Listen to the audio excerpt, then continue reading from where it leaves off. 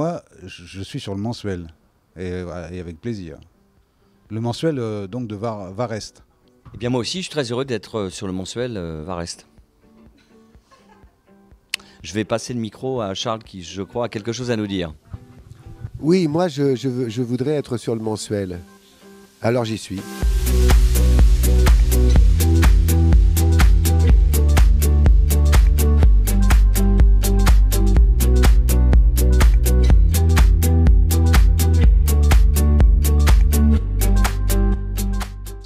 C'est des vrais amis. De 30 ans, ils ont certainement partagé des tas de choses, des tas de secrets. Il y a une part d'eux-mêmes qui leur a, une part des autres qui leur a échappé, et une part qui a grossi chez les autres. Il y a une espèce de, il y a quelque chose qui a poussé chez l'autre, qui d'un seul coup fait que l'autre devient aussi un peu plus étranger. Et c'est cette confrontation à l'étrange, à ce qui est étrange chez l'autre, à ce qui vous est étranger chez l'autre, qui fait souvent les bonnes pièces. Toutes les pièces sont une confrontation avec ce qui vous est étranger. J'ai pensé à toi aujourd'hui. Au magasin, on a reproduit 500 affiches d'un type qui peint des fleurs blanches, complètement blanches sur un fond blanc. L'Antrios n'est pas blanc. Non, bien sûr. Mais c'est pour dire... Tu trouves que ce tableau n'est pas blanc, Yvan?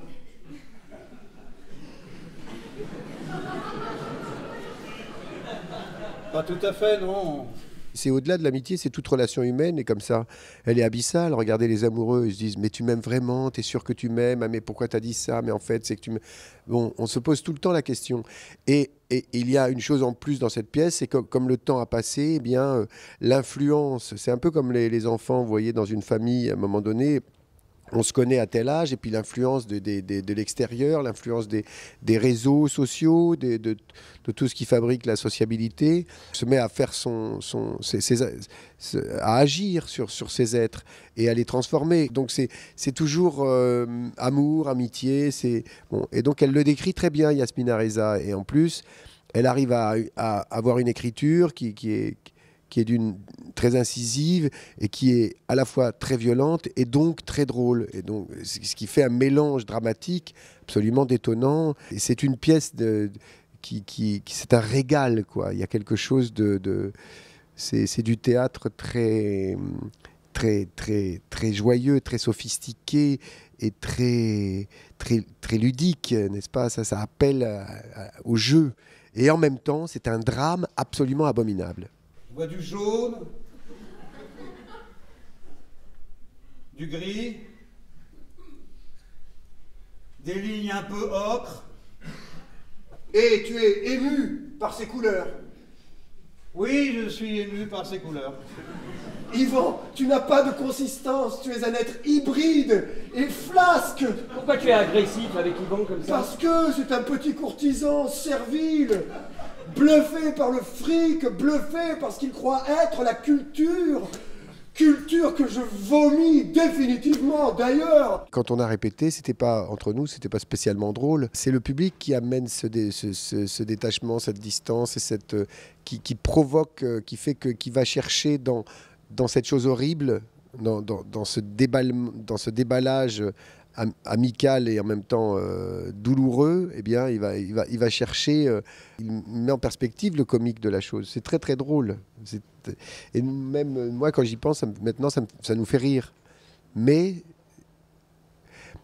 c'est un peu comme les choses vraiment drôles sont toujours assez violentes finalement.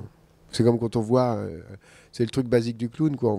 Bien sûr, on pense un peu plus fort les choses, un peu mieux les choses, mais enfin la compréhension quand même de la pièce, de ses mouvements, de ce qui s'y dit, de ce qui s'échange, on l'a quand même dès les premières représentations. Ce qui se passe, c'est qu'on gagne en précision, on gagne oui, j'allais dire en précision, si, en précision, en justesse, en intensité. Bah si, Charles, tu peux. Moi, mais pas tout le monde. Et puis après, il y a ce travail qui opère, mais encore une fois, c'est pas une chose qu'on peut mesurer au quotidien, etc. Mais c'est la représentation et ses mouvements avec le public. Parce que le public intervient beaucoup. Oui, ça devient vraiment le quatrième partenaire dans cette pièce. C'est-à-dire que les réactions du public font que nous, dans le jeu, on est pas obligé de s'interrompre, mais on joue avec le temps que eux aussi expriment par le rire ou le silence ou même des O parfois. Et donc on joue avec ça, ou des A. Il arrive même que... Non, mais par exemple, quand tu dessines sur le tableau, il y a des gens, on entend des O, des choses comme ça, voilà. Bon, ben, on joue avec ça, et c'est vrai qu'au fur et à mesure des représentations, ces choses-là, voilà, se précisent, s'affinent, gagnent en justesse. Voilà ce que j'avais à dire. Ces couleurs te touchent, Yvan. Ces couleurs le touchent. Il a le droit. Non, il n'a pas le droit. Comment? Il n'a pas le droit. Il n'a pas le droit. Il n'a pas le droit? Non. Pourquoi il n'a pas le droit? Tu sais que tu n'es pas bien en ce moment, tu devrais consulter. Il n'a pas le droit de dire que ces couleurs le touchent, parce que c'est faux. Ces couleurs ne touchent pas. Il n'y a pas de couleurs. Tu ne les vois pas. Et elles ne te touchent pas. Parle pour toi.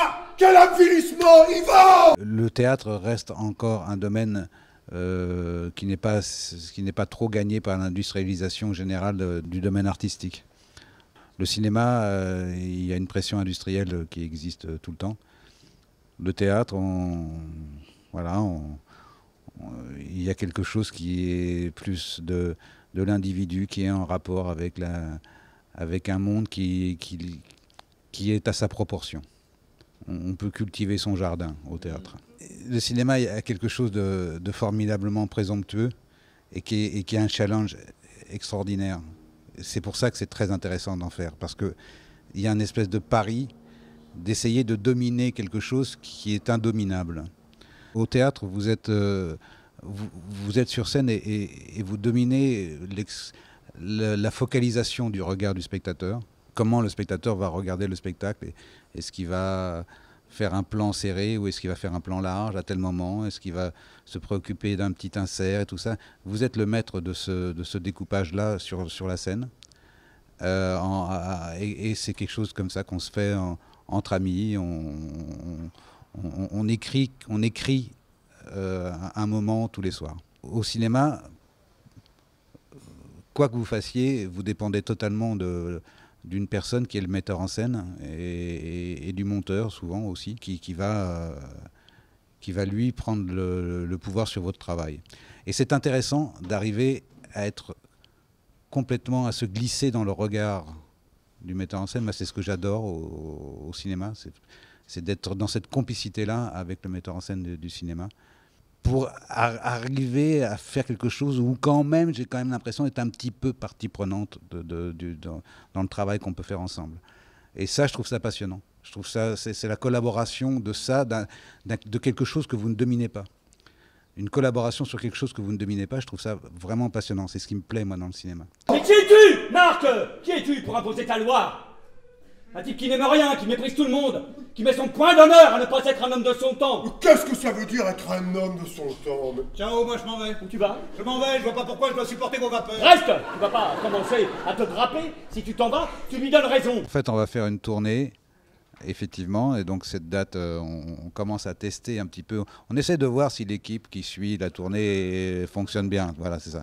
On va commencer par une tournée de janvier jusqu'à mi-avril 2019.